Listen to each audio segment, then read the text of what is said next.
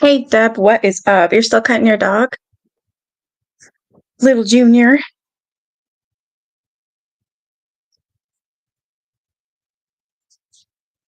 I'm just gonna wait for people to show up. Share this on Twitter actually while I'm at it. Hey SD. Hey Amanda. Hey Cool Gamer. Hey KCG. Oh yeah, I gotta check the Twitter. Duh.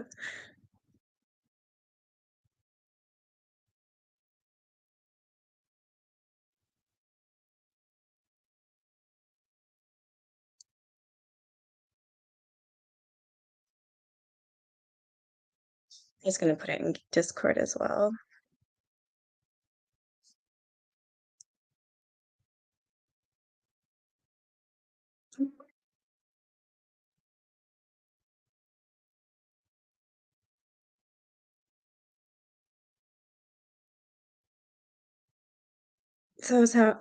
How's everybody tonight?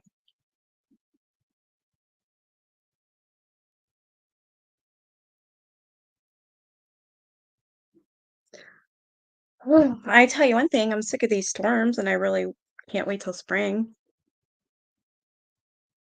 I always forget. Is it when he sees his shadow, there's an early spring or not? I always forget. Yeah, it's like he doesn't see his shadow. It's a long way. I don't know. I always forget. Always, always, always. So I've done that staircase book. That was really quick. I need another one. Oh, no worries, KCG. I like streams like this too, where you can just put it on and you don't have to really chat. You can just listen while you're cleaning up. Yeah, I like that too.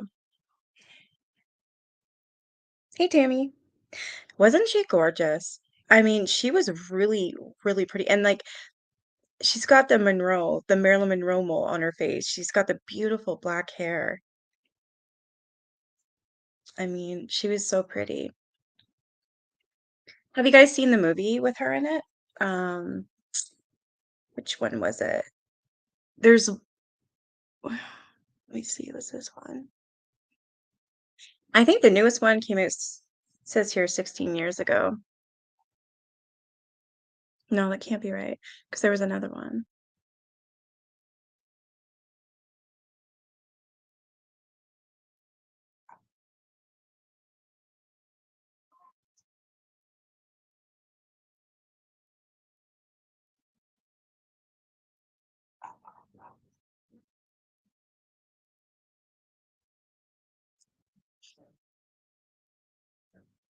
Yeah, the one with Josh Hartnett, he was good. It really was. I would love to, actually, KCG. I'm just trying, I have, like, my favorite author is Anne Rule, and then I also like Diane Fanning. So I've got pretty much every single book of Anne Rule. I love her. I love her books. So I was just gonna pick one of those because in her book she has a novel and it'll be what the topic is at hand, and then at the back there's like short true crime stories and they're amazing. I just love her. So I was thinking maybe doing that, but I want to do a Canadian one too. I don't know. Oh, okay. It's Steve.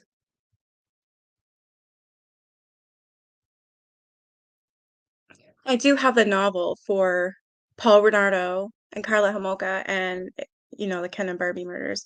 That one's pretty bad. That is Canadian, that one. Yeah.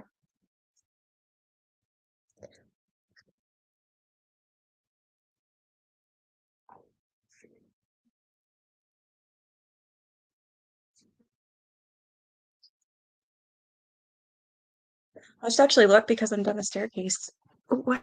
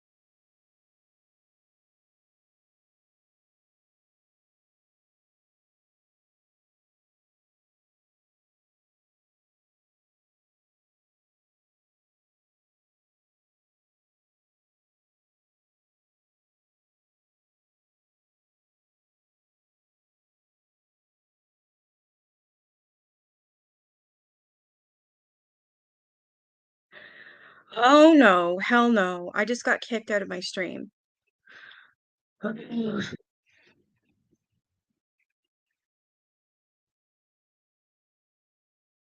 Yeah, I heard about the Anne Rice. Something about it was on TV. Sorry, I got booted. My computer turned off. It was weird. The feet on the beach. I do actually remember that. I should really take a picture of my little library here and let you guys choose because I have a lot of books. It's my favorite thing to do. I love reading. Yeah, it's pretty shitty out still. It's happened a lot today. I don't know what's going on with StreamYard or what's going on with YouTube, but I can't play any music. Like for an intro, I can't hear it. And then if I play a video, hey mama, and if I play a video on YouTube, it's the background noise is canceled out.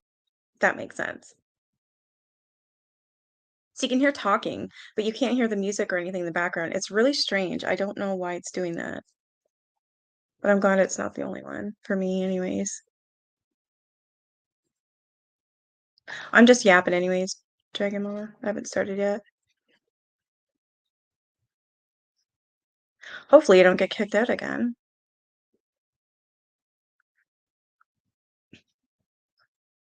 All right, I'm just gonna start reading while I can.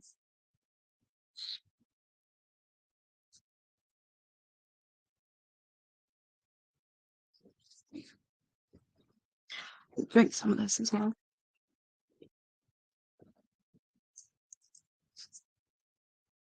Isn't there a cult in Canada where several? Yes. Yeah, like I would love to do Canadian true crime stories. I really would because nobody really knows about them, you know what I mean? I'll look into something tonight. I have Murderpedia up on my one of my tabs here, and I think I'm just gonna pick one off of there because there is what was that girl? I can't remember who I was talking to, but they're like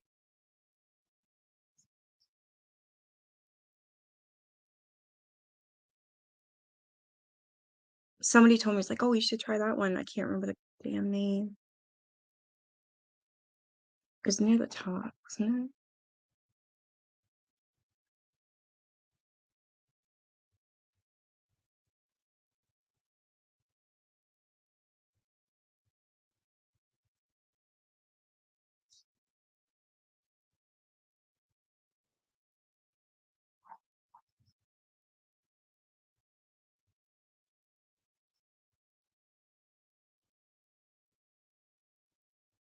Sorry, I'm trying to look for oh, that Luca Magnotta one. Oh my God. I don't know how the hell I was able to see the video that he actually took of the actual murder. I thought it was just I didn't think it was going to be that, but it was. And I'm telling you, oh my God, I felt so sick to my stomach.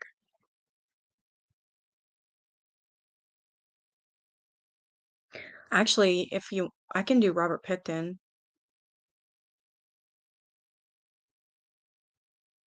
and David Russell Williams. I can do that one too.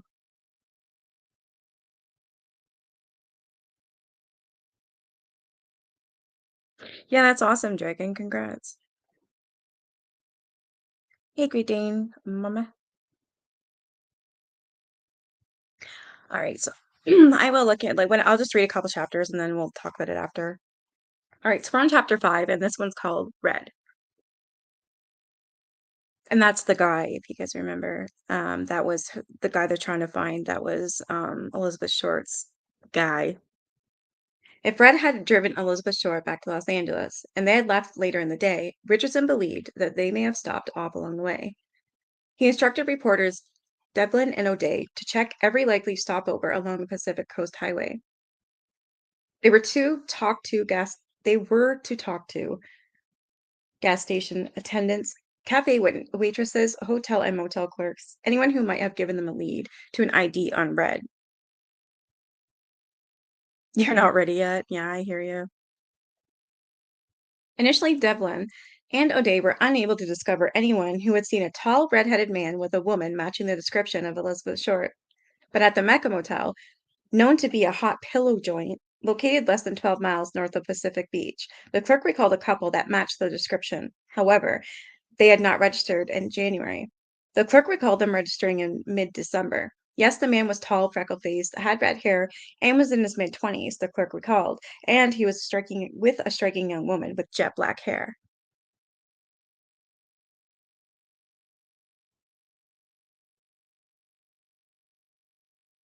Are you sure he had red hair? Oh, yes, the motel clerk responded. Examining the register for mid-December, Devlin discovered that the couple had checked in on December 16th, and he was amazed to find that they had not checked in as a proverbial Mr. and Mrs. Smith. Elizabeth Short's name was on the register along with the name of the man and whom she had shared the room. There on the register, next to Elizabeth Short's name, was Red's full name and address: Robert Morris Manley, 80110 Mountain View Avenue, Huntington Park, California. So that was Red's name, Robert Morris Manley. Back in those days, cooperative ACE reporters were given Los Angeles County Sheriff courtesy badges to help them out in scrapes with the law and to gain entry into restricted crime scenes. Without saying he was an officer of the law, reporter Will Fowler flashed the sheriff's courtesy badge when Robert Red Manley's wife, Harriet, answered the door at 8010 Mountain View Avenue. Okay, so he had a wife. Go figure, right? Fowler recalled that she was an attractive young blonde and was holding a baby in her arms. When Harriet learned that her husband was being sought by the police, she became nervous but cooperative. She told Fowler that she had just heard from her husband, who had telephoned from San Francisco. She said her husband worked as a salesman for a hardware company that manufactured pipe clamps, and he was traveling with his boss, J.W. Palmer, on a business trip to the Bay Area. Red had told his wife that he would be returning home the next day, Sunday, January 19th, after he stopped off at Palmer's house in Eagle Rock to pick up his car. Ant Hill Gang, what's that?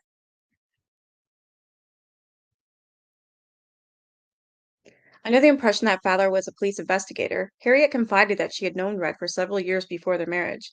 They'd been married for 15 months and had only recently become partners of a baby boy, and she knew in her heart that her husband couldn't have done anything wrong. Electing not to inform Miss Manley that her husband was the number one suspect in the murder of Elizabeth Short, Fowler cautioned her not to talk to anyone about her husband, especially any nosy reporters who may come knocking on your door. Hey, Brittany.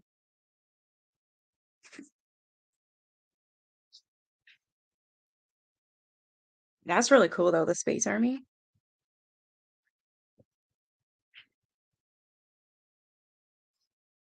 Nailing the name, address, and whereabouts of the number one suspect in the Dahlia case was another extraordinary coup for Richardson.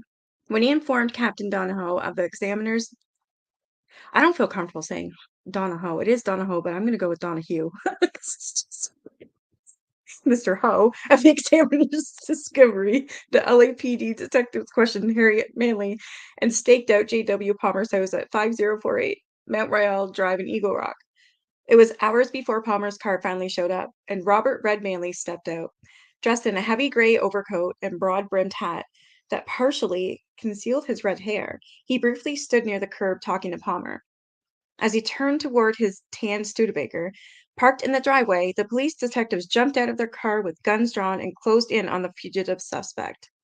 Spotting the detectives, Manley quickly raised his arms high in the air and said, "I know why you're here, but I didn't do it." Examiner for photographer Ferd Olmo flashed pictures with his speed graphic as Manley was handcuffed, placed in the detective's car, and driven to Holenbeck station where Hanson and Brown and Captain Donahue were waiting. Donahue informed the press that he was confident that the police had apprehended the fiendish killer, but Hanson had his doubts. So there is a photo here of Red, so I'll put that in the community tab when I'm done reading. Before the enactment of the Miranda rules, police were not required to inform detainees of their rights, and often suspects were mercilessly grilled at great length without benefit of legal representation. Such was the case for Robert Morris Manley the Sunday night of Hollenbeck. Before being booked, he was permitted one call, which he made to his wife. She hurried to her husband's side. Manley stood at the distance and looked at Harriet in silence for a moment before rushing forward to embrace her. Kissing and hugging, with tears in their eyes, they were allowed to be together for 5 minutes before the booking and interrogation began. Manley was repeatedly questioned by Hanson and Brown all Sunday night and subjected to two lie detector tests before becoming incoherent and collapsing with fatigue. Hey, Benita, can you imagine you become incoherent and you collapse with fatigue because the police are drilling you that bad? Holy shit. He admitted knowing Elizabeth Short and acknowledged that he had driven her from San Diego to Los Angeles on January 9th, but steadfastly maintained that he had not seen her since and had nothing to do with the murder. Manley stated that he first became aware that she had been the victim of a gruesome crime when he read about it in the newspaper. When I saw the newspaper in San Francisco on Friday with Beth's picture on the front page, I read the story and I got sick at my stomach. I called my wife that night, but I didn't mention it to her. Of course, because she didn't even know I knew this girl. Manley recalled, Saturday afternoon when I was out on the calls with Palmer, my wife called me. I returned the call Saturday night, and when I finally got through to her, she told me the cops had been at the house that afternoon and told her I was connected with Elizabeth Short. Then I knew I was in for it, and I said to Palmer, I'm in a heck of a mess, and I don't know what to do. I wouldn't feel safe being drilled like that either, especially like back then there was no Miranda rights or anything as they were saying. But can you imagine? I mean, how many hours? Well, I think it was the weekend that they were saying.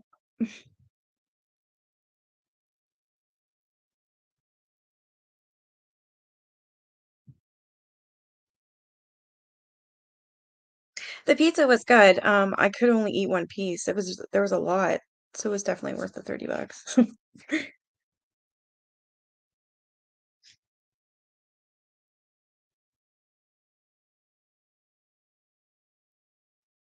Photographers for the Examiner and the Herald Express hold on.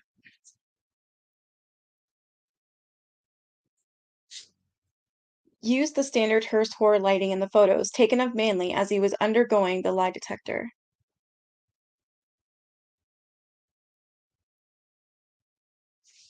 The Draculian lighting effect was achieved by placing the flash gun near the floor and casting weird, elongated shadows across the suspect's face. Yeah, this picture is weird. When the pictures appeared in the Hearst newspapers, there was little doubt in the viewer's mind that Manley was the fiendish killer. According to practice, the official record of Manley's full statement to the police was sealed within the LAPD Dahlia file, which remains locked in the Los Angeles Police Department warehouse. But in an unusual procedure, Captain Donahue allowed reporter Aggie Underwood to visit the suspect. As the Examiner's blazing headlines about Red Manley's capture landed on thousands of Los Angeles doorsteps on Monday morning, January 20th, Aggie Underwood of the Herald Express was escorted by Harry Hansen to Manly's cell for an exclusive interview with the exhausted suspect. Yeah, she's gorgeous. Knowing that he had been through a rough night of hard questioning, Aggie decided to take advantage of her gender and was using sympathetic, motherly approach in coaxing out Manley's story.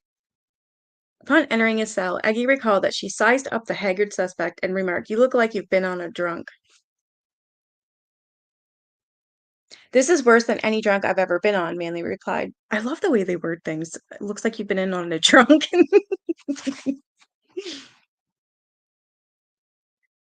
Offering, offering Manley a cigarette and a light to relax her subject, Eggy said, "Look, fella, you're in one hell of a spot. If you're as innocent as you say you are, tell the whole story, and if you haven't anything to hide, people can't help knowing you're telling the truth. That way, you'll get over with it all at once, and it won't be kicking around to cause you more trouble." Wow, Benita. I can believe that. Some men believed women asked for it also, and they wouldn't believe it if a man swear against them. That's sad. That's sick. Yeah, the way they speak back then is pretty neat. I like it. It's funny.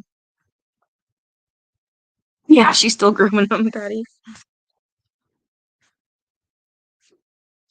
She's right, Hanson said. Tell her everything that happened. I've known this lady for a long time, on a lot of cases, and I can tell you she won't betray your trust. Eggy recalled that she primed Manley with a few casual queries before he began to open up and tell the whole story, which was printed in the Herald Express that evening. But according to administrative Vice Officer Sergeant Vincent Carter, who was at Hollenbeck when Manley was interrogated, the story Manley told Underwood for public consumption wasn't exactly the same story he had told detectives Hanson and Brown during the interrogation. Desperately trying to save his marriage, Manley publicly denied having an affair with the murder victim, while privately admitting to detectives under questioning that he had indeed been intimate with Elizabeth Short. Manley told Aggie Underwood for the Herald Maggie Manley told Aggie Underwood for the Herald Express. I knew Beth Short. Sure. I saw her twice. I even kissed her a couple of times, but that was it. And believe me, knowing her has taught me to walk the straight and narrow. If ever a guy found himself in a mess, I'm it. Relating the story of his encounter with Elizabeth Short, Manley told Aggie,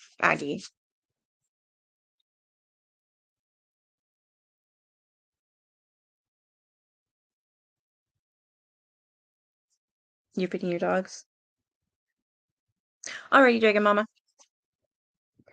A week or 10 days before Christmas, my company sent me to San Diego on a business. I drove into downtown San Diego after hitting all my sales spots and arrived there around 5 p.m. I decided to take it slow and see everything I could. I saw Miss Short standing on a corner across from the Western Airlines office. I looked at her and decided to pick her up. Manley said he drove around the block before pulling his car up to the curb where Miss Short was standing. Hey, Two Skulls. My wife and I had just had a baby, and we had to go through some sort of an adjustment period. We had lots to iron out. It was nothing important, but just lots of little things. I decided to pick up Miss Short to make a real test for myself and see if I loved my wife or not. Seriously? That's why he picked her up? Wow. I asked Miss Short if she wanted to ride. She turned her head and wouldn't look at me. I talked some more. I told her who I was and what I did and so forth. Finally, she turned around and asked me if I didn't think it was wrong to ask a girl on a corner to get in my car. I said, "Yes, but I'd like to take you home." So she got in the car. I drove her to a housing project in Pacific Beach where she was staying with some friends, Elvira and Dorothy French. When we got there, we sat in the car and talked, and I asked her if she would go to dinner with me. She said she would, but was worried about how she would tell the people she was staying with just who I was. So she decided to tell them that I worked with her. She said she worked for Western Airlines. Apparently, the Black Dahlia lived in a world of white lies. She had told Manley that she worked at Western Airlines because it was convenient as the Western Airlines office was just across the street from where she stood when Manley picked her up. The capricious fantasy lie, which Elizabeth Short seemed to pluck out of the air with great dexterity, became compounded when she told the Frenches that she happened to run into Red in a downtown San Diego near the Western Airlines office. She described him as an old friend who was once a pilot in the Marines and was now a pilot with the Western Airlines. But the truth was that Red Manley had never been a pilot, least of all in the Marines. During the war, he had been a musician in an army band before being given a Section 8, an early discharge from the service due to psychiatric problems. The army found him to be high strung and nervous under pressure and the routine restrictions of military discipline.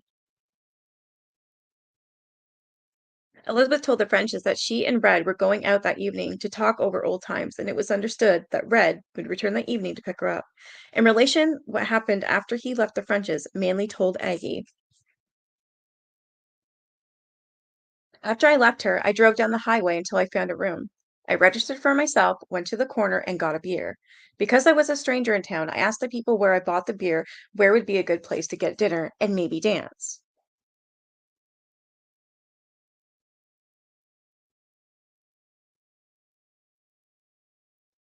They told me in the Hacienda Club out on University Avenue in Mission Valley. I went back to my room then. I'll admit I was just a little worried about my wife because, you see, we were just married in November 1945, and I had never stepped out on her before. I cleaned up a little bit and picked up Miss Short at 7 o'clock, and we left and tried to find, and then it goes dot dot dot. At this point, Manley hesitated in his story. Correcting himself, he said, "No, we started to drive to the club, and it took us 2.5 or 3 hours to find it. Boy, it's sure easy to get lost in San Diego."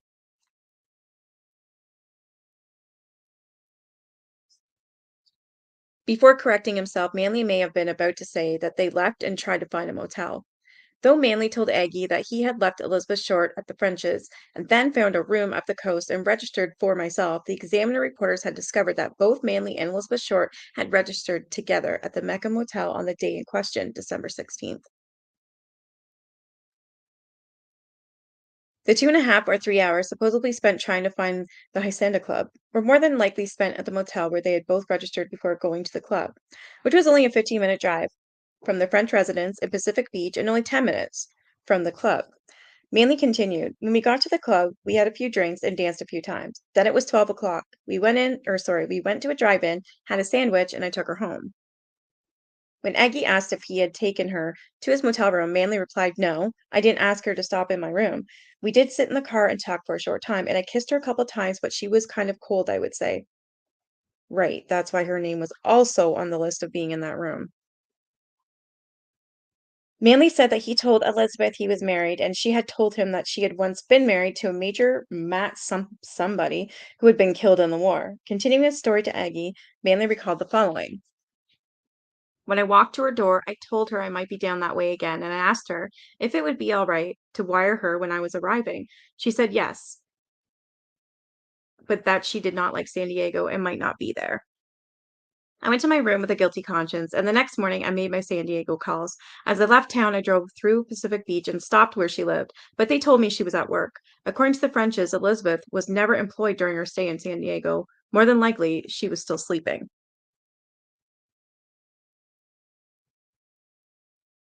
In his public statements, Manley gave the impression that he had only seen Elizabeth Short on December 16th, before heading back to Los Angeles. But according to the Frenches, their house guest had been out with Red every night from the 16th to the 21st. Manley continued his story to Aggie. I hate liars. When I got home, I didn't tell my wife I'd been out with her. I found out I had to make another trip to San Diego, and on January 7th, I sent Miss Short a wire that I was arriving the next day. I drove to the place at Pacific Beach, and she was there to greet me at the door. We walked outside, and she asked me if I'd take her down to a telephone. She said she wanted to make a call, but en route, she said she decided not to make the call after all. We started back to where she lived, and she asked me if I was going to drive her to Los Angeles. I said yes, but told her I couldn't leave until the next day. According to the Frenches, when Beth became frightened after the strangers knocked on the door on the night of January 6th, she was anxious to leave San Diego as quickly as possible. Though Manley said he had a business appointment and couldn't drive to Los Angeles until Wednesday, January 9th, she packed her things on Tuesday, January 8th, and moved out that afternoon, the day she had written her mother and mentioned she was driving to Los Angeles with Red. As observed by Fort Smith, the French's neighbor across the street, Manley parked his tan Studebaker coupe in front of the French's residence in the late afternoon of January 8th. Manley recalled, she decided to put her bags in the car that night, so I helped her load them. Then she got in the car and we drove down the highway. I decided it was about time for me to find a place to sleep, so we stopped at a motel.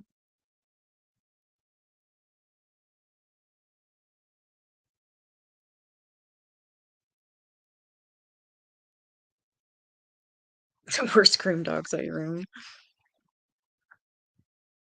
Manley's statement gave the impression that they may have traveled some distance down the highway before it was time for me to find a place to sleep. But according to the French's neighbor, Forrest Faith, they had driven off the Frenches at about 6 p.m. They checked into a motel in the immediate area, about a 15-minute drive from the French's home, and not far from the nearby club in Mission Valley. We went to the motel cabin, and I washed my face and shaved and changed my shirt. She combed her hair. When Aggie Underwood asked if he had made love to Miss Short after they checked into the motel, Manley strongly denied it. We decided to go eat, so we ate. Then we went back to the club, and again it took us a couple of hours to find it. En route, she wanted to stop at a big hotel in San Diego. The U.S. Grant, that was it. We went in the room where the music and everything was, but it was dead, so we had one drink and then went out onto the club. We danced several times and had several drinks. She was gay and happy and seemed to be having a swell time. We left at 12 and we went to drive-in. I got a couple of hamburgers and we went back to the room. When we got in, she said she was cold and she grabbed an overcoat and put it around her. She said she wanted a fire, so I lit it. We ate the sandwiches. There was no affection between us. We talked for a while. She said she didn't feel good, said she was cold, and pulled a chair up in front of the fire, and I threw a couple of blankets over her. Pretty soon I looked at my watch and it was late. With her back to me, I took off my trousers, my coat, my shirt, and climbed into bed and went to sleep. When I woke up the next morning, she was propped up on the other side of the bed awake. She said she had chills all night long. I hopped out and dressed and told her I had to make some calls in San Diego that morning. I did. Then at 12:20, 12 noon, was check 12:20, 12 noon was checkout time at the motel. I went back up and picked her up. It takes forever for me too as well to shave my dog as well, Deb. Like he'll sit there, but when it comes to his feet, no. Manley described Elizabeth as being smartly dressed. She was wearing a black collarless suit, a fluffy white silk blouse, and white gloves accented by a large black handbag and a pair of black suede high-heeled shoes.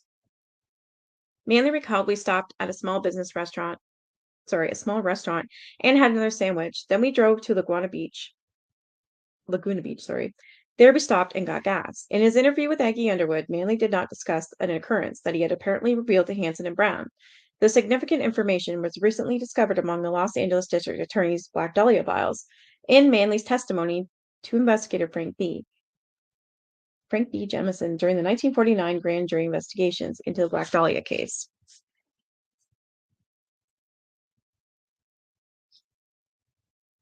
So Jemison says, during the course of your conversation with her, during that 5 or 6 hours when you were driving to Los Angeles, what did you talk about? So Manley says, things we talked about were so unimportant. I don't even remember them. In fact, she talked very little on the way to Los Angeles. I don't know what was the matter with her. I don't know if she was worried about something or what. Jemison says, you said she was apparently looking for or noticing automobiles both behind your car and coming from the opposite direction.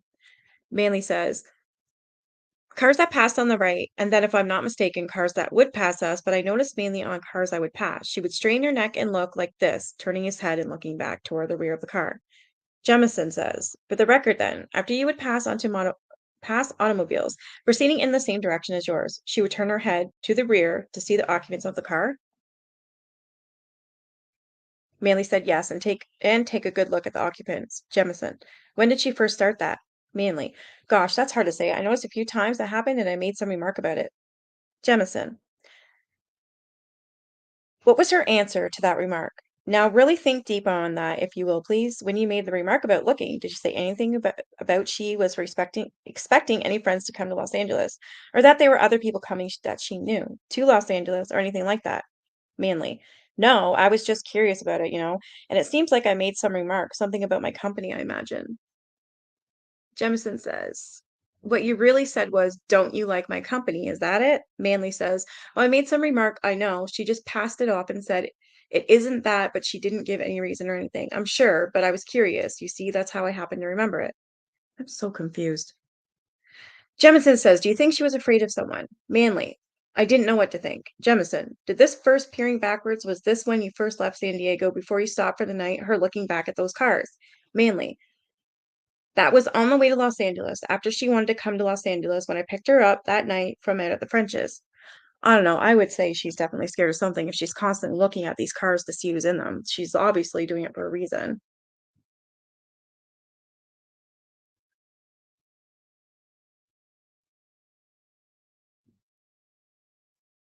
In his Herald Express interview with Aggie Underwood, Manley said it was in Laguna Beach that Elizabeth told him that she had to make a phone call to somebody in Los Angeles. He waited in the car until she returned.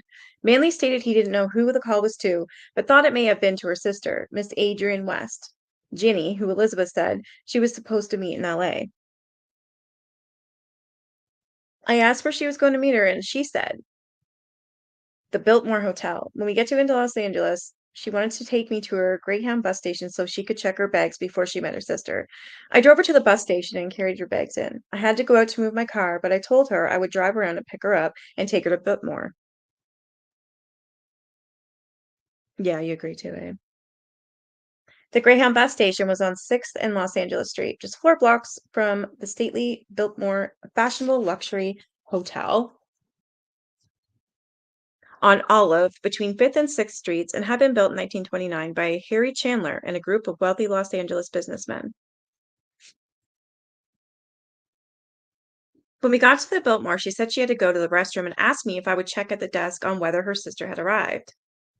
I checked information and they had no Mrs. West registered. She had told me her sister was short and blonde. I went up to a couple of short blonde women in the lobby and asked whether they were Mrs. West, but they weren't. I was getting late and I told her I had to leave. I had to get home. I was worried about my wife. Miss Short said she had to wait there and I left her there. Miss Adrian West, who was Elizabeth's older sister Ginny, had dark brown hair. What? She said blonde, though. Ginny denied to the police that there had been any plans to meet her sister at the Blitmore. Well, that's strange.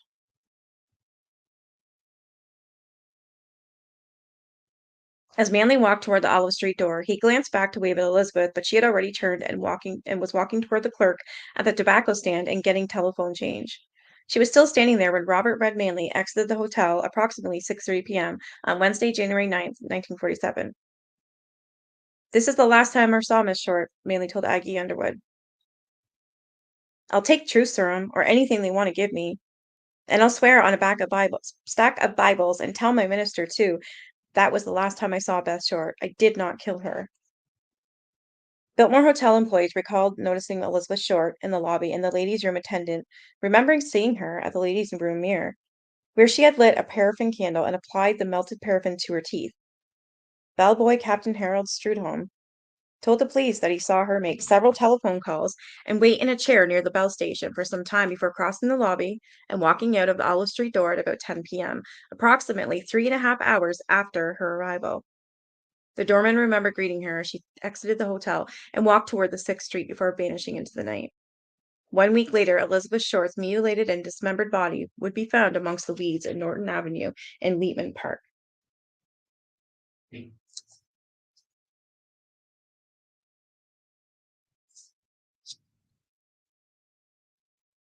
right, now we're at chapter 6. This one's titled Inquest. Just gonna grab it.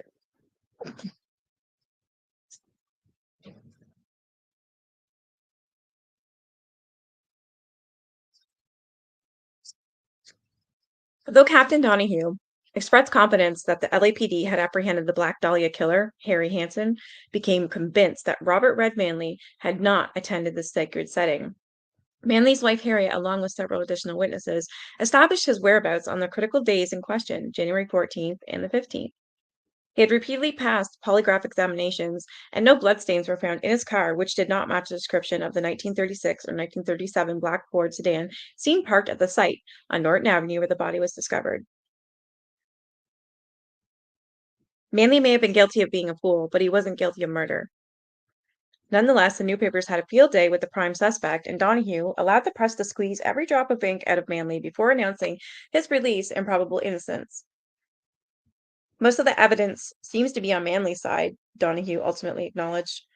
After an exhaustive search, police investigators and examiner reporters succeeded in finding the luggage that Red Manley insisted Elizabeth Short had checked at the Greyhound bus station on January 9th. However, it was quickly confiscated by Captain Donahue. Up to that time, newspaper coverage of the Dahlia case had been pictorically weak. There was only the one police mugshot of Elizabeth Short, and the press had to resort to artist renderings along with the usual X marks the spot diagrams to illustrate the crime. Richardson implored Donahue to allow photographs to be taken of the contents of the murder victim's luggage, but Donahue refused, stating that the contents were dynamite and were being held in evidence. To this day, the contents of Elizabeth Short's luggage, checked at the Greyhound bus station on January 9th, have never, ever been disclosed to the press or the public. I wonder why, though. Like, why?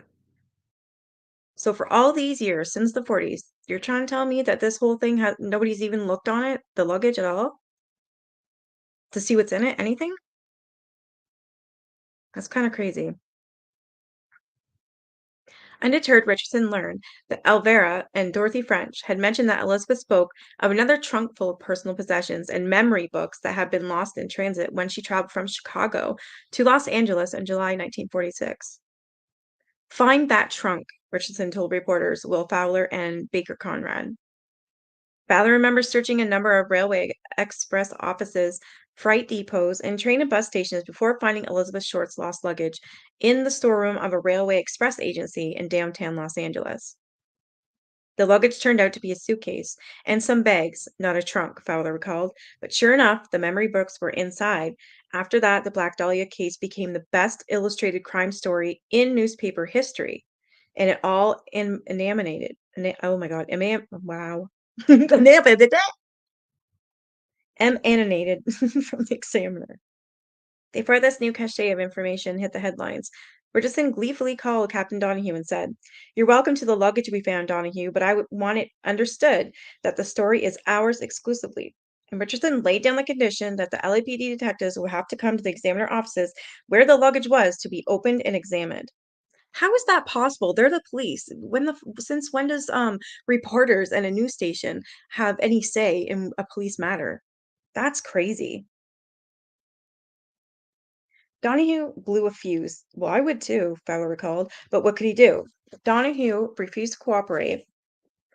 Richardson told him he'd just have to damn well read about the contents of Beth Short's luggage and the progress of the case in the Examiner. See, I don't know how that's possible. That's crazy.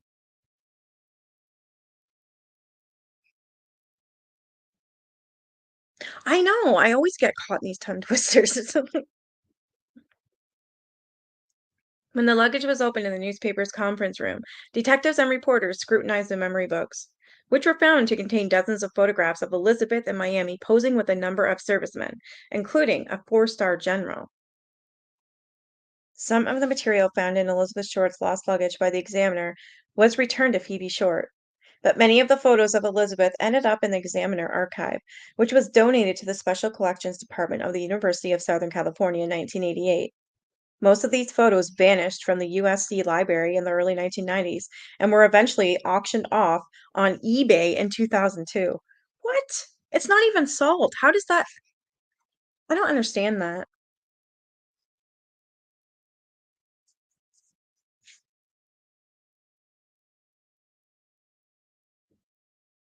Among Elizabeth's belongings was an unsigned telegram that had apparently been sent by an admirer in Washington, D.C. to her Miami address. A number of love letters tied in red ribbon, were also found in Elizabeth's luggage.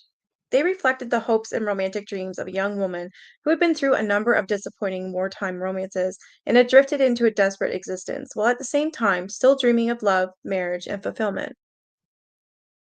In a letter written to Major Matt Gordon in January 1945, Elizabeth wrote, "My darling Matt, I have just received your most recent letter and clippings, and darling, I can't begin to tell you how happy and proud I am. I'm so much in love with you, Matt, that I live for your return and your beautiful letters. So please write when you can and be careful, Matt, for me. I'm so afraid. I love you with all my heart. Beth." Red ribbon, not bread.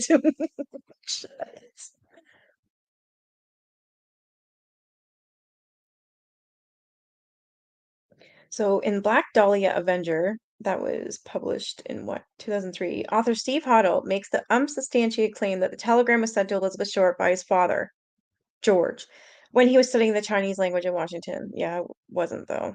I should never even read that. In a letter to her mother, Elizabeth had written that she had become engaged to Major Gordon and that they planned to marry when he returned from overseas. However, while Elizabeth was writing her love letters to Matt Gordon, she was also writing love letters to other servicemen she was attracted to, including a Stephen Woolach, whom she had also hoped to marry, but in a letter to Elizabeth, Woolach wrote, "Hey Navajo. Hey Teresa. When you mentioned marriage in your letter, Beth, I got to wondering about myself. Seems like you have to be in love with a person before it's a safe bet. Infatuation is sometimes mistakenly accepted for true love, which can never be." Oh, no worries, Teresa. Yet she dreamed. Found among the love letters were Elizabeth's correspondence with Lieutenant Joseph Gordon Fickling, an Army pilot she had met in September 1944, shortly before he was sent overseas. Although she expressed her hopes of marrying Lieutenant Fickling, he had written to her time and again, "I've suggested that you forget me, as I believed it's the only thing for you to do to be happy." In an unmailed letter written to Lieutenant Fickling from San Diego, dated December 13th, 1946, Elizabeth wrote, Frankly, darling, if everyone wanted to have everything all smooth before they decided to marry, none of them ever would be together. I'll never love any man as I do you, and I should think that you would stop and wonder whether or not another woman will love you as much. Okay, this is kind of bugging me because that's three men now she's writing love letters to. That's a bit much. I mean, it feels like, I don't know, I get the feeling that this girl just wanted to be loved. So she's literally throwing herself at people through letters to find that love because she feels that's what she has to do to find love. And I don't believe that she would have had to. I think as gorgeous as she was, I I don't know, I just get the feeling that she was kind of quirky, she was silly, she was funny, and she was just looking for love. She was young, just a woman looking for love, and she didn't find it, unfortunately. So I don't think she meant anything by it. Like she wasn't tramping around or anything. I think she literally was trying to find love and she tried desperately to find it through these love letters. Sad, actually. Now, Elizabeth's expressions of deep longing and future hopes in her letters to Major Matt Gordon were also quite moving. She must have understood the reality of the relationship, that it was merely another wartime brief encounter because the romantic letters to Major Gordon were signed and sealed but never mailed. Yet she dreamed. In a sealed, unmailed letter written to him on May 8th, 1945, she wrote, My sweetheart, I love you, I love you, I love you. Sweetheart of all my dreams. Oh, Matt, honestly, I suppose when two people are in love, as we are our letters, sound out of this world to a censor. Just dreaming and hoping for a letter, and now you are going to be mine. It is going to be wonderful, darling, when this is all over. You want to slip away and be married. We'll do whatever you wish, darling, whatever you want. I love you, and all I want is you, Beth. That's so sweet. Right, Dad? Yeah, I think she wanted to be loved by someone, anyone, and she tried hard to find that. I agree. Like, listen to these letters. It's actually breaking my heart. Although the unmailed letter expresses Elizabeth's hope of marriage, there was no indication in Matt's correspondence that marriage was his intention. And Elizabeth's abiding hope that she would one day become Mrs. Matt Gordon abruptly ended with his death in a plane crash in India in November 1945. It is sad. Yet she dreamed. See, I like this book because it shows and covers everything.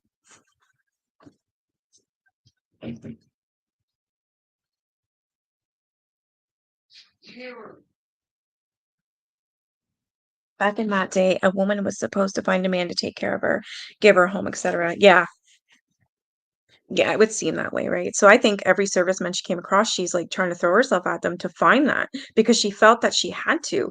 But if she would have just stopped, took a breath and just took in the world as it was, I think she would have found that man without trying to pursue them so forcefully. You know what I'm saying?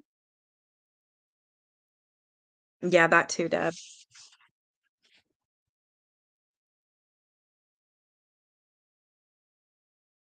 She told Red Manley and the Frenches that she had actually married Major Matt Gordon, but the dream had died just as Matt and their imagined child had died, and the dream had evolved into a fantasy slash lie. As Jim Richardson's observed, she had been a pitiful wanderer, ricocheting from one cheap job to another and from one cheap man to another in a sad search for a good husband and a home and happiness. Not bad, not good, just lost and trying to find a way out. Every big city has hundreds just like her. Yeah, she was definitely struggling financially. I want to know what the hell she was doing at night. Why doesn't she have money? Sleeps all day, out at night. Like, what are you doing? And she refused to get a job. I don't understand that.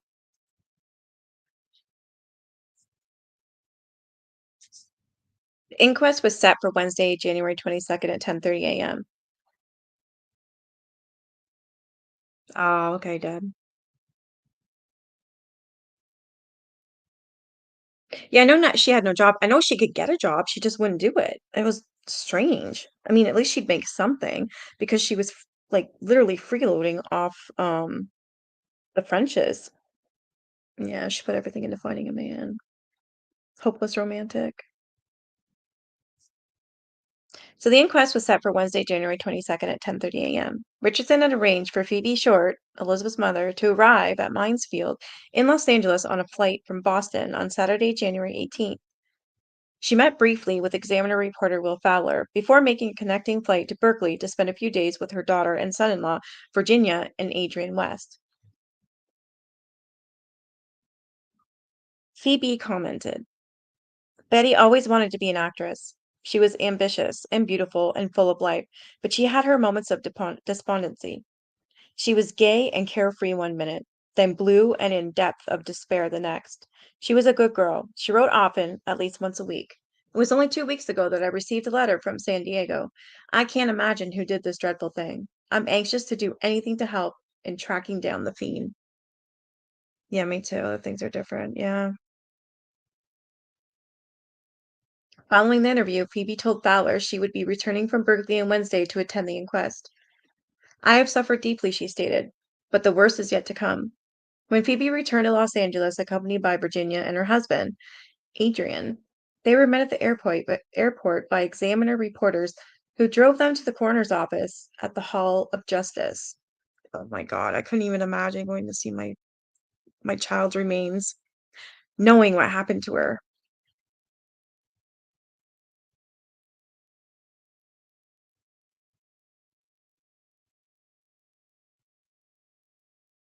Visual identification of the remains had to be made for the official record prior to the inquest. Cleo Short, Elizabeth's father, had refused to identify the body, and Phoebe and Jenny were aware of the ordeal they had to face. Upon their arrival, Harry Hansen and Finis Brown escorted them to the morgue viewing window, where they would have to identify the body that was lying on a gurney behind the glass. Phoebe gasped as the coroner's aide pulled back the sheet and revealed her daughter's mutilated face. There was a moment of stunned silence before Jenny said, I can't tell, Mama. I don't know. While Phoebe had been brave and resolute from the day she received the call from Richardson's office, the sight of her daughter's mutilated remains broke her heart and she sobbed uncontrollably. Well, I can't blame her. I mean, wow. Hanson escorted her to a chair and sat down beside her while trying to reassure her that he would do everything in his power to find the person who had so brutally murdered Elizabeth. Phoebe wondered aloud why the newspapers and the police had painted such a bad picture of her daughter. She was a good girl. Phoebe kept repeating over and over through her tears, she was a good girl. She was definitely photogenic, yeah. When Phoebe and Jenny recovered their composure, they were escorted to the coroner's hearing room in the Hall of Justice, where the inquest into case 7569 was scheduled to take place at 10:30 a.m.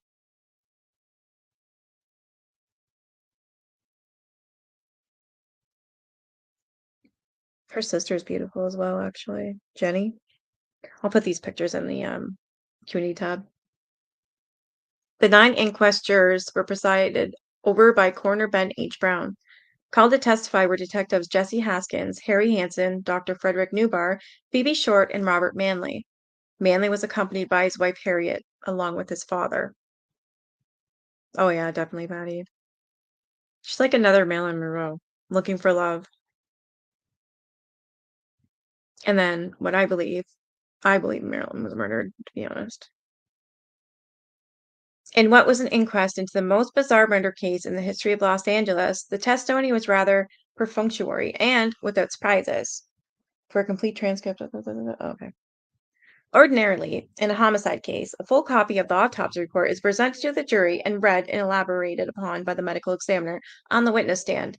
But in the Black Dahlia case, the jury was not presented with a copy of the report, which had been sealed.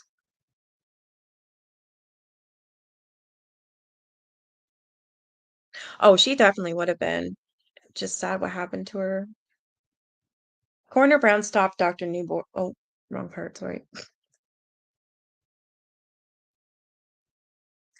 And the transcript of the inquest reveals that, as Dr. Newbar read the report, Coroner Brown interrupted when he approached the most significant part of the autopsy, the description of the organs of the victim that had been removed by the killer. Yeah, her story is very sad. Very sad. Coroner Brown stopped Dr. Newbar and said, "Doctor, I don't believe it will be necessary for you to read all of this. It is rather long, and I don't think we need to read all of it here. The essential findings with regard to the cause of death have already been expressed, and that is the concussion of the brain and lacerations of the face." Had Dr. Newbar been allowed to continue, the dark forensic secret sealed within the autopsy report would have become public, and the startling motive and MO in the murder of Elizabeth Short would have become evident to the jurors. But the truth was concealed within the sealed report, where it has remained hidden for more than 50 years. At the conclusion of the 45-minute inquest, the coroner's inquiry confirmed the death in case 7569 to be a homicide, and death came as a result of a hemorrhage and shock due to a deep knife lacerations of the face, blows by a blunt metal object to the head, and concussion to the brain by a person or persons unknown.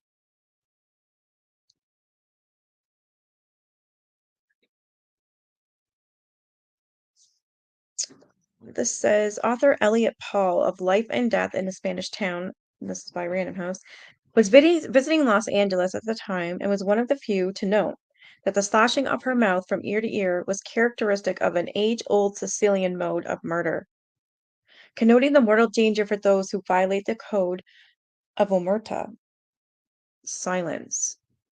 Oh. Although the symbolism was apparently lost to the investigators and the press, the morbid message would have been recognized by the Sicilian capo di capo of the city, Jack Dragna. So that's what the slit was in her face, was to silence her. If you violate the code, you get that. Oh my God.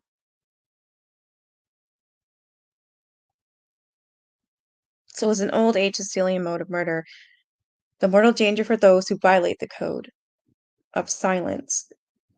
Jesus.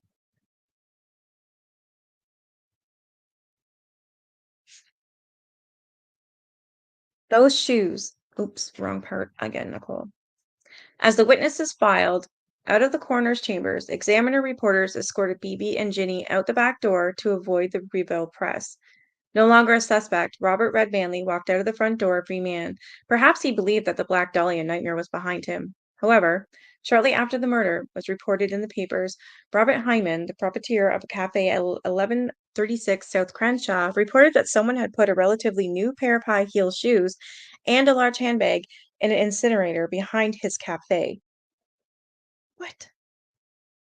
Which was near Pico Boulevard, just 20 blocks north of 39th Street and Norton.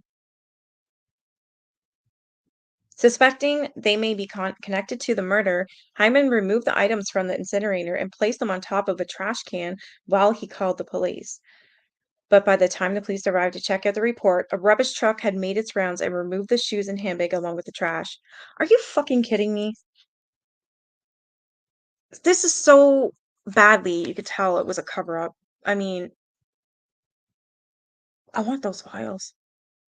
Somebody should break in and steal them.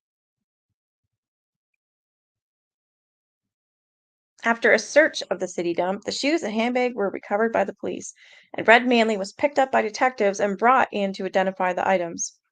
As in a lineup, the items were intermingled with 20 other handbags and pairs of high-heeled shoes. Without hesitation, Manley picked out a pair of high-heeled black suede pumps, which he said Elizabeth Short was wearing when he drove her to Los Angeles. "Those shoes have doubled heel caps on them," he told detectives, "and I remember that she asked me to take her to San Diego shoe repair shop to have extra caps put on those shoes." Manley also identified a black plastic handbag as the one she was carrying when he last saw her in the lobby of the Blitmore Hotel on January 9th. Although the handbag had been emptied, Manley noted that the faint traces of Elizabeth's distinctive perfume were still discernible inside.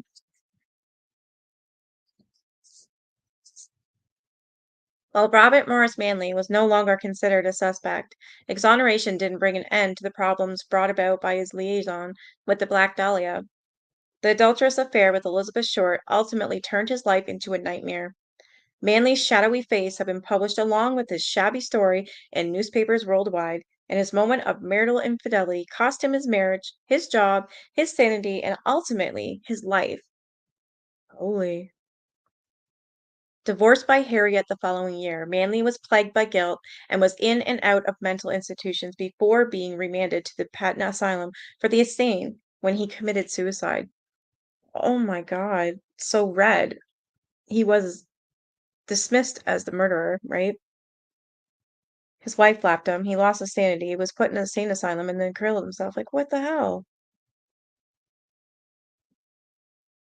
Following the inquest, Elizabeth Short's remains were released to Pierce Brothers mortuary, and Phoebe decided to have her daughter buried at the Oakland Mountain View Cemetery in Berkeley, not far from the home of Virginia and Adrian West. On Saturday, January 25th, 1947, the victim of one of the most notorious crimes of the 20th century was buried in a brief service with three family members in attendance. The grave marker simply states, Daughter, Elizabeth Short, July 19th, 1924, January 15th, 1947. But the Black Dahlia's diabolical killer was still at large, and Captain Jack Donahue no longer had a solid suspect or a tangible clue.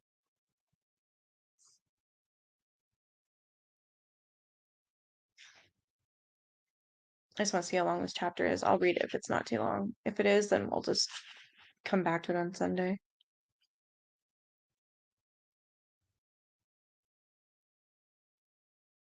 Yeah, it's long.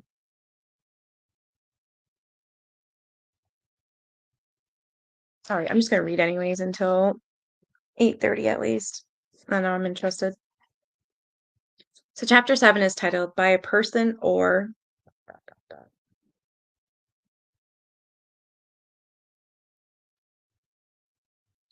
One of the complications of the Dahlia case was the plethora of crackpots who were eager to confess.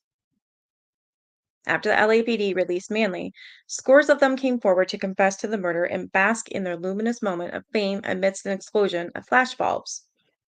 Homicide received more than 50 confessions within the first weeks of the investigation, and the newspapers played up the choicier confessions from with front page photos, fighting fang and claw for all the lurid details before co-signing the suspect to the hoax hopper. There was the habitual confessors known to the LAPD as confessing Sams, and there were the homeless drunks who merely wanted shelter and a meal for a night. But there were also some confessors who were fairly convincing and necessitated many LAPD man-hours of follow-up investigation. It is interesting. I really like this book. And there's lots of photos I'm going to put in the community tab as well. A young man by the name of Daniel Voorhees. Wonder if he's related to Jason Voorhees. A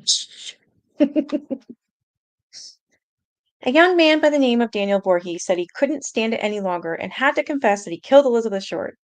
Although he was quite vivid as he described how he had hacked the victim's body in half. He claimed that he had first met Elizabeth Short at a Los Angeles bar on 4th and Hill Street in 1941. But Elizabeth Short wasn't in California in 1941, nor did Voorhees have any knowledge of the controlled questions, the dark secret, sealed in the autopsy report. According to Harry Hansen, the odds that a false suspect or confessor could come up with the answer to the control question was 1 in a million. What the hell is the control question? I want to know. I want to know what's in that report. An Army corporal stationed at Fort Dix, New Jersey, by the name of Joseph Demise, became a suspect when he gave his 50-page handwritten confession to the murder to his commanding officer, who stated that he was definitely convinced of Demise's guilt. That's on the front page news and everything. Identifies marks on girl's body in long confession. Corporal Demise is Black Dahlia killer. God. I got you. Demise claimed to have been bar hopping with Elizabeth Short in Los Angeles on July 9th or the 10th when he blacked out and later had flashbacks of the gruesome murder. The flashbacks did not include knowledge of the control question, and Finis Brown dug up witnesses who placed Demise in New Jersey on the dates in question. None of the confessors ever came so close to answering the key question that Harry had put forward from the confidential files, Finis Brown recalled. The police were being inundated with false confessions. They were also receiving numerous false tips and leads from imaginative witnesses who had gotten caught up in the sensational Black Dolly headlines. Many claimed to have spotted Elizabeth Short during the week that she had seemingly vanished after exiting the Biltmore. Among them were Mr. and Mrs. William Johnson, who managed the Hirsch Hotel at 300 East Washington Boulevard. Perhaps piqued that their Biltmore was getting more publicity than the Hirsch, the Johnsons claimed that Elizabeth Short and a man had checked into their hotel under the name of Mr. and Mrs. Barnes on January 12th. And Hanson and Brown quickly discounted their tip, along with her jet black hair after January 9th. The detectives knowledge that her hair had been um, hennied or dyed a reddish brown prior to her return to Los Angeles was overlooked by the disingenuous tipsters and saved the LAPD many excursions down dead end trails. Ultimately, the Johnsons admitted they had been mistaken.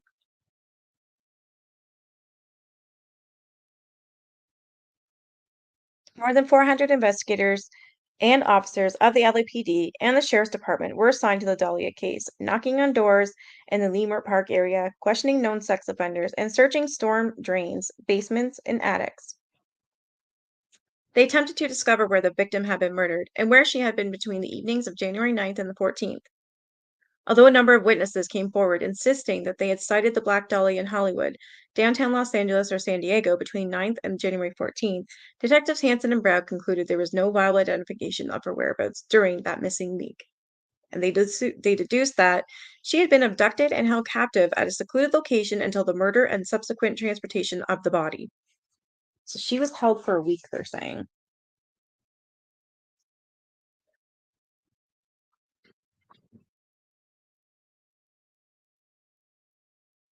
No matter how questionable each lead appeared on the surface, Finis Brown stated, we had to track it down, and in this case, each lead seemed to open into something else, and it went on and on and on, and none of them were giving a clue to the missing week or to the murder itself.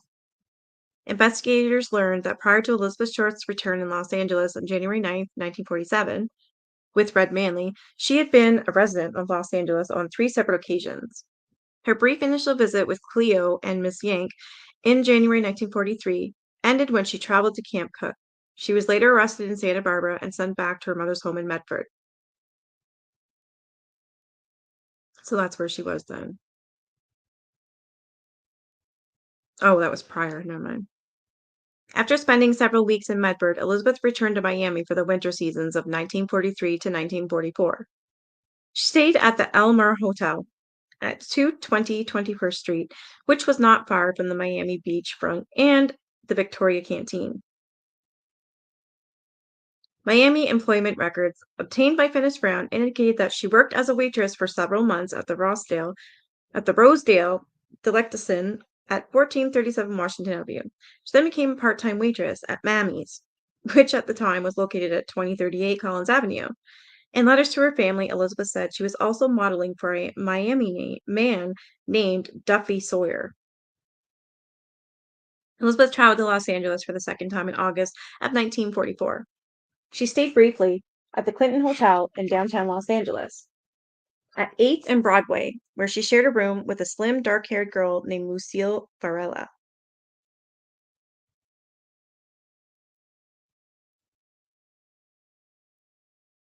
The Clinton Hotel was operated by Nate Bass, who owned a number of syndicate bars in the downtown area and was referred to as Mr. Main Street by the Vice Squad working out of Central. According to Vice Squad Officer Sergeant Charles Stoker, Bass was known to run ads in southern states and cities offering girls employment in the movies or as models in Hollywood. Girls answering these advertisements would be screened as potential B girls, and some were sent to a hotel in Hollywood, the Hawthorne, where efforts were made to induce them to enter a life of prostitution, Stoker stated. Hey, Rockin' Robin. So they enticed them with B movie roles. and instead want them for prostitution. That's real lovely. Elizabeth's roommate at the Clinton, Lucille, was another Hollywood wannabe among the hundreds who arrived every month hoping to become a movie star. It was difficult for Hollywood hopefuls to work 9 to 5 and still manage to make the casting rounds. While waiting for that big break, Lucille worked the downtown and Hollywood bars in the evening as a B girl. B girls were not prostitutes. They received money from the bars they worked by pushing drinks on thirsty, lusty Georges. Okay. B girls made sure that the George's thirsts were quenched, if not their lusts. A professional bee girl would push the drinks but never sleep with the George. The rule of the game was to get the cash without delivering the merchandise, and upon occasion, the George would be slipped a Mickey and passed out along with his wallet. Holy. Elizabeth Short met all the requirements to play the bee girl game. She had the look and the flirtatious personality, and she dressed the part. While trying to break into the movies, Lucille and Elizabeth made the B-girl rounds, pushing drinks at Hollywood and downtown bars where the bartenders would measure out just enough cash to get them by from day to day. That's why she was always broke, because she only had enough for the day. Gotcha. But it was a dangerous game, and it often ended up in sudden descent through the Tinseltown trap door. A number of Hollywood and downtown bars were run by the syndicate, and many of the B girls ended up being recruited as prostitutes and descending into a movie land nightmare. Syndicate Madame Brenda Allen ran a notorious call girl ring from her spacious apartment in the Wilshire district, catering to the lecherous elite. Brenda's girls were attractive and expensive, and she was always on the lookout for new recruits with special talents. Former Hollywood Vice Squad officer Charles Stoker commented, "No broken down bags worked for Brenda. She procured the best for Hollywood and Beverly Hills Rolls Royce trade. There are hundreds of girls who come to Hollywood each year hoping that the lightning of film fame will strike. When it doesn't, and the percentage is strictly against them, some of them wind up working for dames like Brenda in the world's oldest profession." In a call girl setup organized under the vice map of Bugsy Siegel and Mickey Cohen, Brenda Allen had tie-ins with major studio executives who were anxious to keep visiting moguls, movie stars, and masher moneymen happy. She advertised herself in the Players Directory, which was published by the Academy of Motion Picture Arts and Sciences as handy guide for Hollywood producers and casting directors seeking talent. I didn't know any of this. Sergeant Charles Stoker first ran across Brenda Allen and her activities when he was assigned to the Vice Squad in 1941. At the time, she was Mary Mitchell, a streetwalker who plied her trade in the perimeters perimeter, oh my God, perimeter of the prestigious Ambassador Hotel on Wilshire Boulevard. Those days, she was operating within the vice territory of Jack Dragna, the mafia boss, who controlled the narcotics and vice operations in the Central City and Long Beach. After Stoker returned from active duty in the Army during World War II, he rejoined the Vice Squad in 1945 and learned that in the intervening years, Marie Mitchell had changed her name to Brenda Allen and had become Bugsy Siegel's syndicate vice queen of Movieland. Stoker soon discovered that Brenda was as shrewd as they come, and it was rumored at Central that she had entered the big time through her payoffs and liaisons with an officer in administrative vice who had become her business manager. Yeah, you can tell that my throat's getting sore, my tongue's getting tied. I'm screwing up almost every word now. Her method of operation was almost foolproof, Stoker recalled, and I learned that Brenda worked in the following manner. She was a subscriber to a professional telephone exchange similar to those used by physicians, attorneys, and some movie people. A customer or a prospective customer would call the telephone exchange number and ask for Brenda. Oh my God, this is just like American Horror Story season 11. That's exactly what they did, only it was for men. It was for men in the 70s and 80s where they would wait at a payphone for someone to call and the guys would pick up and that's where they would meet their booty call with other men.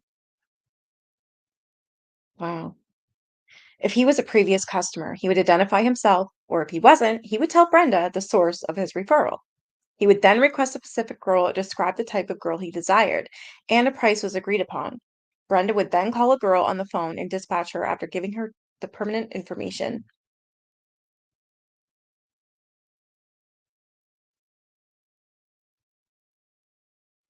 Brenda accepted only the wealthiest clients, checked their credit ratings, and permitted no tricks to be serviced from her residence, which was primarily a communication center. The call girls would often take a taxi or be chauffeured by one of Brenda's drivers to a drop-off spot near the client's location to avoid vehicle identification. In some instances, the girls had their own plush rendezvous apartments for special clients. In the course of his investigation into Brenda Allen call girl ring, Stoker found that more than 100 girls were in Brenda's employ.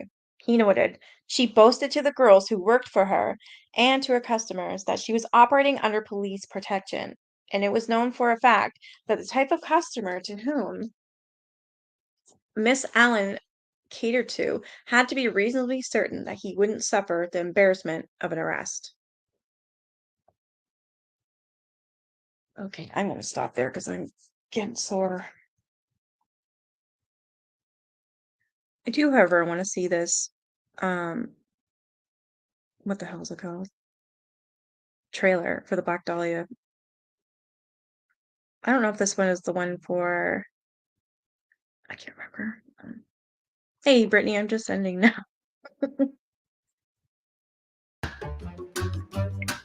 Yeah, see the background, you can't really hear.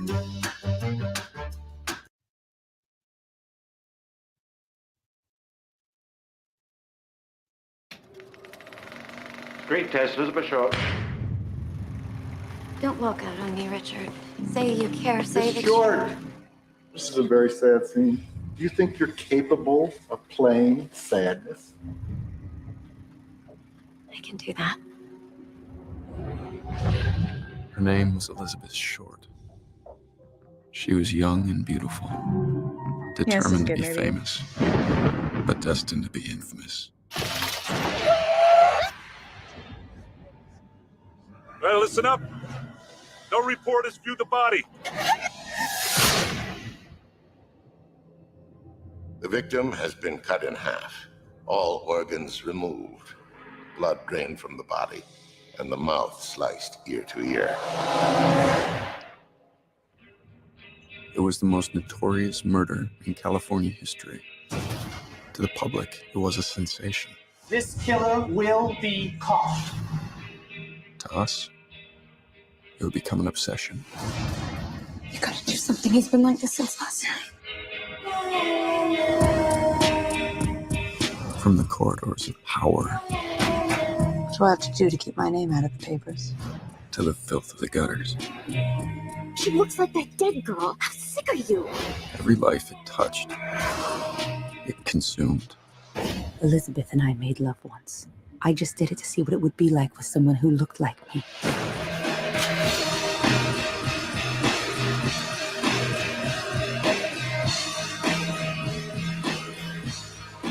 I'm scared.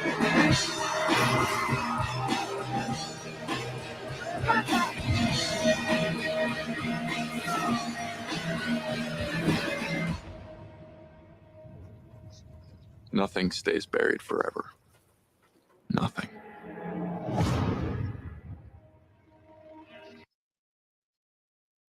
I want to watch that again. Have you guys seen it?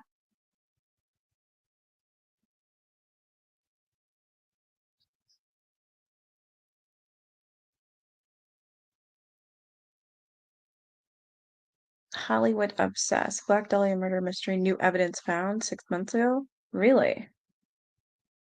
Oh, of course it's on Dr. Phil. Fuck's sake. Today on an all-new Dr. Phil, a 22-year-old found murdered in a vacant lot. Her nude body posed and bisected at the waist. That had to have been a skilled surgeon. The Black Dahlia remains one of the biggest unsolved murders in American history until now. Steve says there's new evidence that no one has ever heard before. We recovered Really? soil samples, and they come back positive for human remains. I want to watch this. No need to adjust your TV set. We are taking you back in time to the beginning of a Hollywood murder mystery Black and white. that has never been. All right, shut it.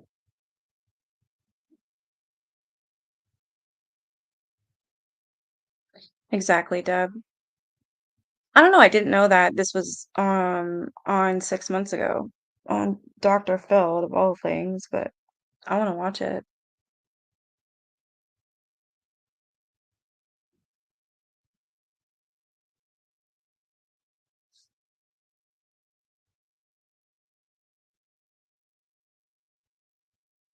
That's why I'm subscribed to. Oh, this is Dr. Phil full episodes. Ooh. What? They're saying it was her own father? That's what's in the, I don't know.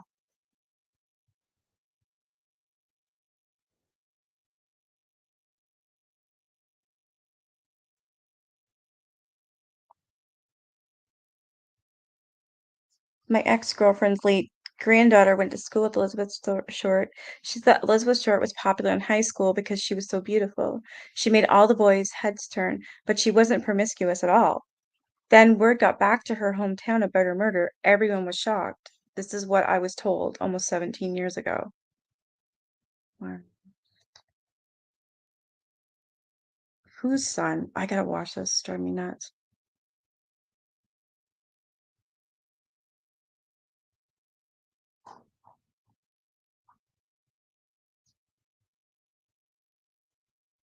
Yeah. Oh, jeez. Yeah, I did hear about that too. I remember watching the one about the Zodiac killer. There was a trunk and the guy said that his father was the Zodiac. He found the hood and everything in this trunk that was apparently sealed up for years. I don't know. I'm not sure what actually came of that. Hmm. But I definitely want to watch that movie with Josh Hartnett, and again, I haven't seen it in years, and I want to watch this now. But I know but then again, I don't want to get ahead of myself because I know in this book that I have, um, the Black Dahlia Files, it's got all new stuff in it. Transcripts and everything. Like stuff hasn't been out, so I kind of don't want to ruin it. Yeah, I'm not gonna ruin it. I'll wait and I'll watch it with you guys. So tomorrow, I was thinking we should watch Adam, seeing how I'm done the book.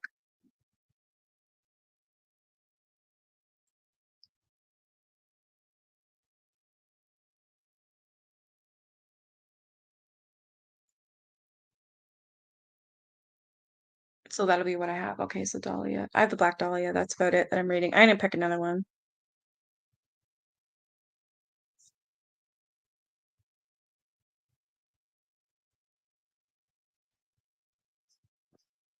A Canadian one. Actually, I'm gonna show you guys something.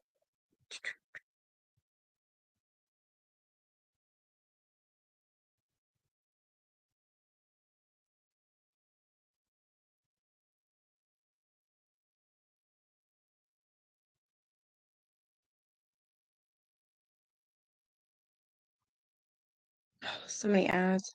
Come on. So this prick. Number of victims says 6 to 49. I know he said well over 6. I mean, nasty. So his characteristics are RAPE, dismemberment, pig farmer.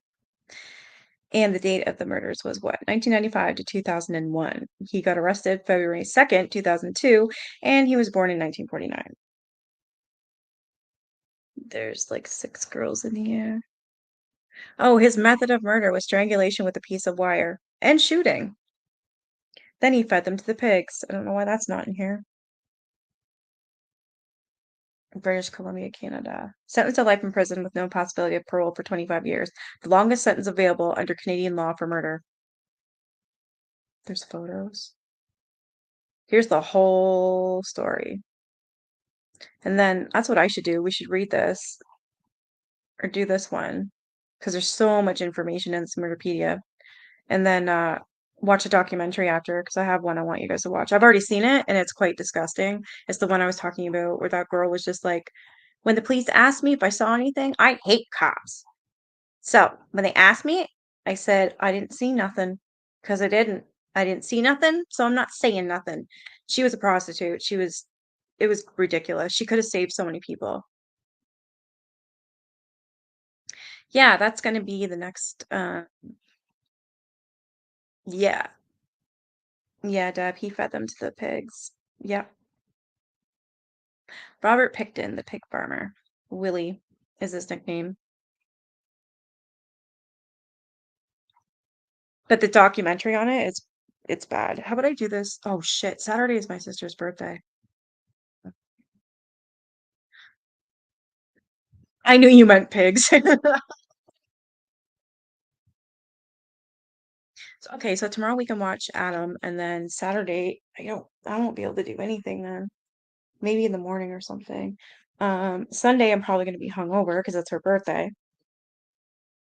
So I'll make a video then for Sunday and for Saturday.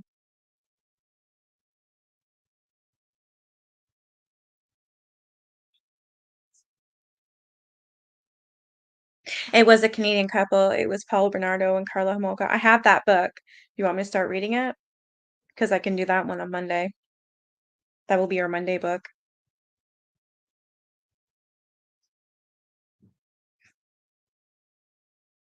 I do have it. Actually, I'm gonna grab it real quick.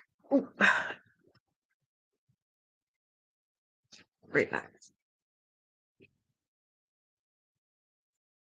Carla Homolka. That was the sister's name.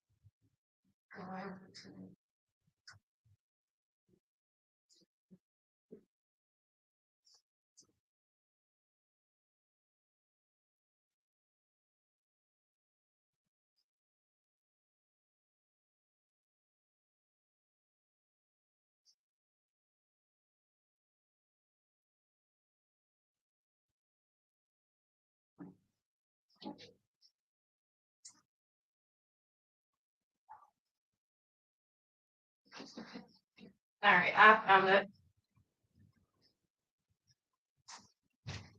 It's a pretty big book.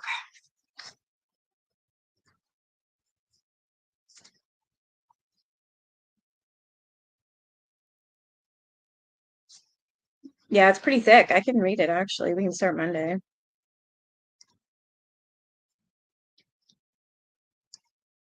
So that's the book.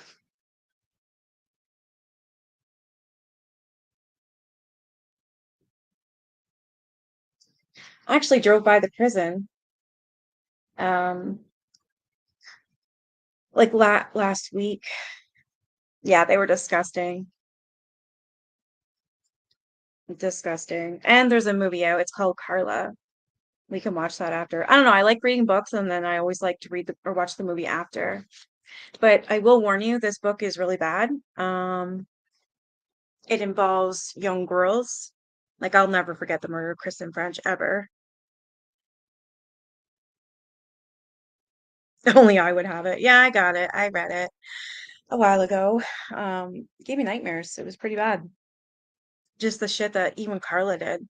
And the fact that that bitch is out and she's got her own kids, her own marriage, and she's in Quebec, working in a school. Are you fucking kidding me? Actually, what she did to these 13, 14-year-old girls? Really?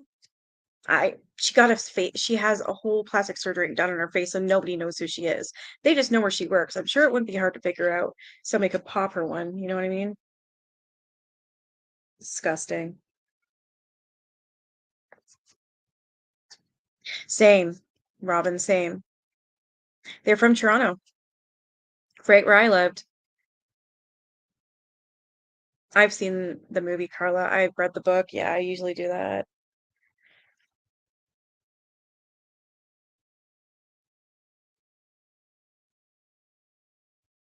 His fucking eyes, man, even in this picture, he looks like a sadistic fuck. Look at this. Sorry. Right here. Oh, over here, I mean.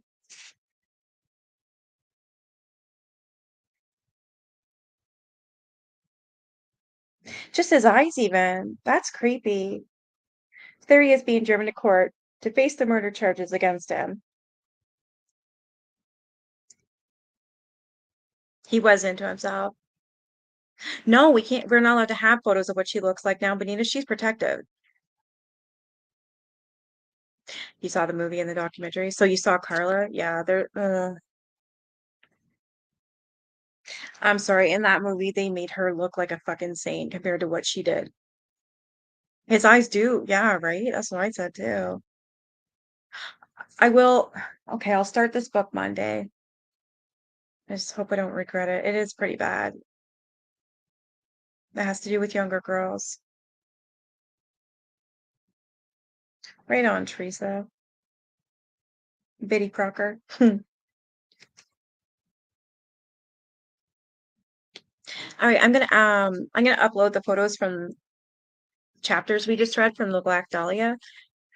Tomorrow we can watch Adam. I don't know. I put it for yeah, she's protected. That's how Canada rolls. They're disgusting and pitiful. I hate the law here. We don't even have the death penalty, which is fucked up. I think we should, especially for people like her and Paul and Robert Picton. Oh no, we're not even allowed to know if a pedo lives by us. Yeah, Ken and Barbie killers. The cops got sick watching their videos. Yeah, I remember that. It was really bad. Okay, I'm gonna upload these pictures, but I'm gonna go first. I'll be back tomorrow at 7 p.m. And if you guys are interested, we'll watch the movie Adam about Adam Walsh. All right, you guys have a good night. I'll be back tomorrow. Bye.